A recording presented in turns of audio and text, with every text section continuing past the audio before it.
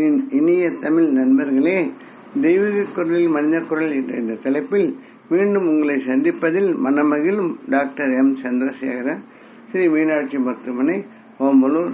இப்பகுதியில் நாம் திருவள்ளுவர் எழுதிய குரல்களுக்குண்டான சிறு கதைகளை பார்த்து வருகிறோம். இக்கால மனித வாழ்வில் நடைபெறும் வாழ்வு நிகழ்வுகளை இக்கதைகளின் பொருளாக கொடுத்துள்ளதால் திருவள்ளுவர் கருத்துக்கள் எப்பொழுதும் பொருந்தும் என்பதை நாம் உணரலாம். கதையின் கருத்தையும் குரலின் பொருளையும் இணைந்து ரசிக்க கேட்டுக்கொள்கிறேன். தற்போது அவர் எழுதிய நிலையாமை அதிகாரத்தில் 5ஆம் குரல். இது எண்ணிக்கைப்படி 335ஆம் குரல். குரல் என்னவென்றால், நாச்சிற்றுவிக்குள் மேல் வாராமுன் நல்வினை முயற்சிந்து செய்யப்படும். இதன் பொருள் என்னவென்றால், நாவை அடக்கி விக்கல் மேல் எழுவதற்கு முன்னே நல்ல அரசியலை விரைந்து செய்யத்தக்கதாகும். அதாவது இறப்பை நெருங்குவதற்கு முன் நல்ல காரியங்கள் பல ஒவ்வொரு மனிதனும் செய்ய வேண்டும் என்பது இதன் பொருள். கதையை பார்ப்போம். பெரியண்ணன் பிரிண்டர்ஸ் ஊரின் பெரிய நிறுவனம். தந்தை காலம் முதல் இதே தொழில். Up to date machinery, computer செயல்பாடுகள் என்று உள்ளதால் பிரிண்டிங் எந்த முறையிலும், எந்த பொருளிலும், எந்த அளவிலும், எந்த கலர் காம்பினேஷனிலும் செய்ய முடியும். தகுதி வாய்ந்த பணியாளர்கள் பணி செய்ததால் பணியும் தரமாக இருந்தது. அதனால் வருமானம் குறைவில்லை. பெரியண்ணன் மாதேவி தம்பதியருக்கு ஒரே மகன் மனோஜ் MBA படிக்கிறான். மாதேவி அமைதியானவர், ஆன்மீகவாதி, குடும்ப பொறுப்பு, தார்மீக சிந்தனை உள்ளவர். பெரியண்ணன் தம்பி சின்னண்ணன் அவரும் இந்த நிறுவன பார்ட்னர். அவருக்கு 3 மகள்கள், ஒரு மகன் என்று குடும்பம். கண்ணம்மா பெரியண்ணனின் தங்கை. வாழ்ந்து கெட்ட குடும்பம். அதனால் சகோதரர் உதவி எதிர்பார்ப்பவர் கண்ணம்மா. தன் ஒரே மகனை படிக்க வைக்க அண்ணன் கையை எதிர்பார்த்து வாழ்பவர். பெரியண்ணன் வசதிகள் தேடும் செலவாளி.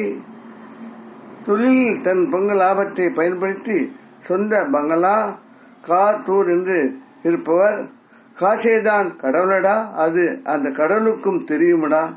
தேடி தேடி வருவதுண்டோ, போகும்போது சொல்வதுண்டோ என்று அவருடைய செல்வத்தை, பணத்தை பற்றி அவர் அடிக்கடி கூறுவார். மகன் மனோஜ் ஜாலி பேர்வழி, படிப்பில் சுமார் அக்கறை. மாதேவி கோயில் பணி, முதியோர் உதவி, ஆதரவற்றோர் உதவி இவற்றில் நாட்டம் உள்ளவர். ஆனால் பெரியண்ணன் இந்த சின்ன சின்ன சேவைகள் வேண்டாம், 10-15 வருடங்கள் கழித்து நம் நினைவு உள்ளபடி பெரியதாக செய்யலாம் என்று கூறி எல்லாவற்றையும் தடுத்து விடுவார், அடக்கி விடுவார். தங்கை கண்ணம்மா உதவி கேட்டாலும், அப்பா இருந்தபோதே நல்லா பெரிதாக கல்யாணம் காட்சி செய்தாக விட்டது, இப்போ வரவு செலவு செய்தாக உள்ளது என சொல்லி சமாளிப்பார், தவிர்த்து விடுவார். சின்னண்ணன் உழைப்பாளி, தொழில் சம்பந்தமாக படித்தவர். மனைவியும் பட்டதாரி. எனவே குழந்தைகளை என்ஜினியர், வக்கீல், மருத்துவர் என்ற வகையில் படிக்க புத்தி சொல்லி வளர்க்கிறார். தந்தை கால வீட்டில் எளிமையாக வாழ்கிறார். தந்தையின் பழைய காலம்தான் அவர் உபயோகப்படுத்துவது. கண்ணம்மா பையனையும் பொறியியல் கல்வியில் படிக்க சின்னண்ணன் உதவி செய்கிறார். இயன்ற பொருளுதவியும் கண்ணம்மாவுக்கு செய்கிறார்.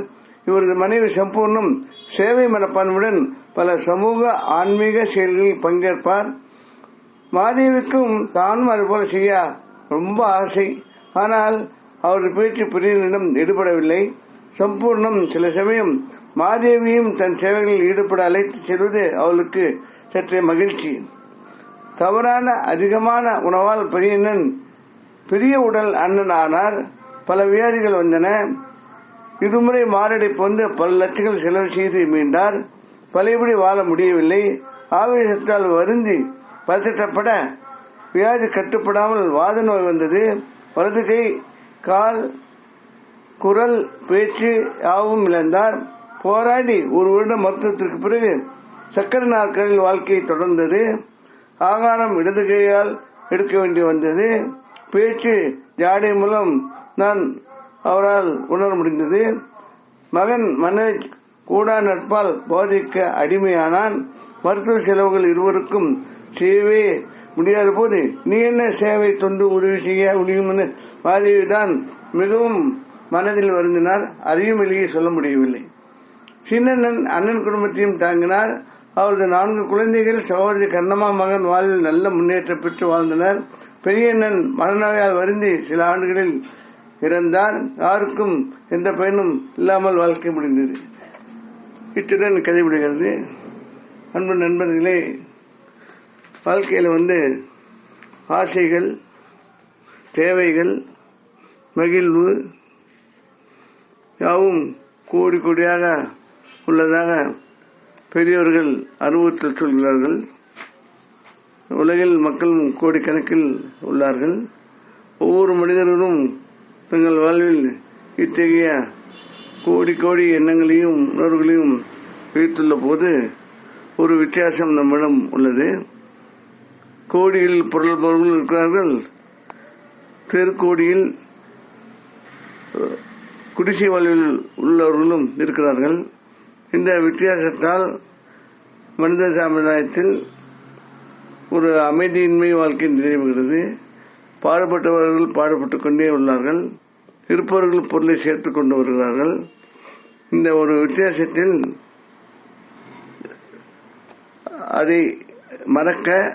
அதை மறைக்க பெரியவர்கள் பலவிதமாக யோசனைகள் அக்காலத்திலே சொல்லியுள்ளார்கள். இது சமூக சேவை, தர்ம சிந்தனை, உதவிகள் என பல விதத்தில் செய்ய வேண்டிய சூழ்நிலைகளும் அவர்கள் சொல்லியுள்ளார்கள். பெரியவர்கள் சொன்னார்களோ இல்லையோ, நம்மிடம் அதிகம் உள்ள போது மற்றவர்கள் குறைவு சிரமப்படும் போது அந்த குறைகளை நீக்குவதற்கு ஒரு சில முயற்சிகள் செய்வதில் தவறே இல்லை என்ற உணர்வுகள் தற்போதும் சிலரிடம் உள்ளது. அந்த சிலரால் இந்த ஒரு தர்ம சிந்தனைகள் வளர்ந்து வருவதை நாம் காண்கிறோம். சரி, இந்த மாதிரி செய்பவர்கள் சிலர் இருப்பதால் வறியவர் பலர் வாழ்க்கை நன்றாக, அதாவது அர்த்தமுள்ளதாக செல்வதாக நினைத்துக் கொள்ளலாம். ஆனால் பணம் படைத்தவர்கள் அதனை மற்றவருக்கும் பயன்படுத்த இல்லாமல் தானும் நிறைய அதை அனுபவித்து பல பிரச்சனைகளில், பல மருத்துவ பிரச்சனைகளில் அவர்கள் வாழும் பொழுது அவரது சம்பாத்தியம் வீணாகிறது. அதே சமயத்தில் அவர்களது என்ன கோட்பாடுகள் தவறு என்று வாழ்க்கை நிரூபிக்கிறது. இதனால் மனிதராக பிறந்தவர்கள் பிறர் துயரங்களை சிறிதாவது துடைத்திட வேண்டும் என்பது ஒரு நல்ல ஒரு கொள்கை. அதை யாரும் பின்பற்ற வேண்டும் என்பதற்காகவே திருவள்ளுவர் குரலை கொடுத்துள்ளார். நாமும் சிந்திப்போம். திருவள்ளுவர் குரலுடன், கதையுடன், பொருளுடன், கருத்துடன் மீண்டும் உங்களை சந்திக்க விரும்பும் டாக்டர் எம். சந்திரசேகரன், ஸ்ரீ மீனாட்சி மருத்துவமனை, ஓமலூர். இக்கதையில் வரும் பொருளும் கருத்தும் படங்களும் யாவும் கற்பனையானவை. யாரையும் எதையும் எப்பொழுதும் எப்படியும் குறிப்பிடுவன அல்ல. அவை கதை சொல்ல வந்தவை.